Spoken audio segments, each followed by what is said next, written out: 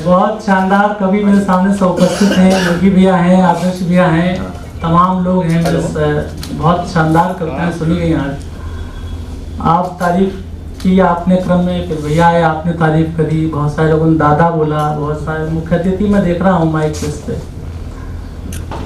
मुझे थोड़ा सा प्रोसेस करने में दिक्कत होती है कि 6-7 साल में ऐसा क्या बदल गया, क्योंकि एक लड़का अभी तक पीली टी शर्ट पहन के बाराबंकी में 500 रुपए देकर खुद संस्थाओं में कविता पढ़ता था, और वहां से यात्रा यहाँ तक पहुंची है। तो मैं समझता हूँ कि ईश्वर की कुछ तो विशेष कृपा जरूर रही होगी, लेकिन खुशबू को बिखरने का बड़ा शौक है, मगर किसी की पंक्तियां हैं, मुमकिन नहीं है हवाओं से सौदा किए बगैर।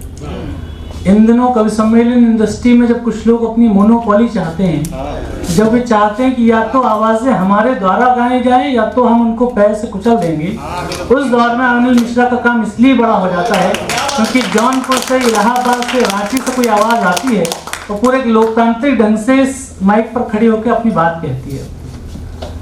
एक छोटी सी कहानी, इससे थोड़ा रेफरेंस और मिल जाएगा आपको। कभी आपको याद हो कि एक गांव में बहुत सारी भेड़ें रहती थी और एक नेताजी आए, उन्होंने कहा कि मैं सारी भेड़ों को एक एक ऊन का कंबल दूंगा, और भेड़ों ने बहुत राजी खुशी उनकी बात मान ली।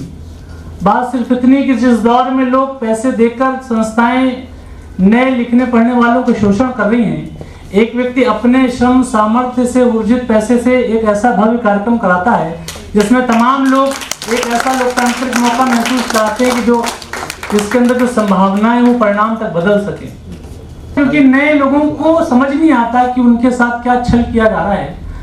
नए गर्दनें मरोड़ना बहुत आसान होता था। 5-7 साल नए कवियों को ये सीखने में लग जाते हैं कि कहाँ से बच के चलना है, कहाँ जाना जरूरी है, और जहाँ पर जाना जरूरी वहाँ नहीं पहुँच पाते, और जहाँ से बच के चलना है कई बार उनके चक्कर में फंस के हमारी जिंदगी तबाह हो जाती है।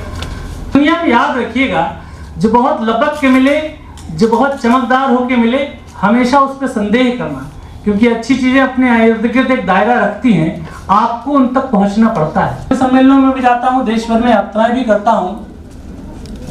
100 में से ऐसा तो नहीं कहूंगा कि 100 में से सारे लोगों बहुत अच्छा काव्य पाठ किया, लेकिन कुछ लोगों ने इतना अच्छा काव्य पाठ किया जो देश के बड़े मंचों में भी उतने का 1% भी उसकी मात्र की कविता नहीं है।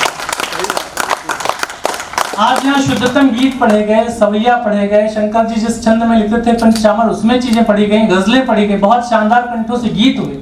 तो आपकी इस पहल के लिए आपको बहुत आभार कि कल को कोई लड़का यहाँ से उठ के जाएगा तो आपने उसके मूल में, उसकी जड़ में काम किया है, इसलिए आपको बहुत विशेष आभार। सबके लिए तरफ से सारे लोगों से एक बार निवेदन करता हूँ कि आप इनके लिए तालियां बजा दीजिए, बहुत अच्छा काम कर रहे हैं।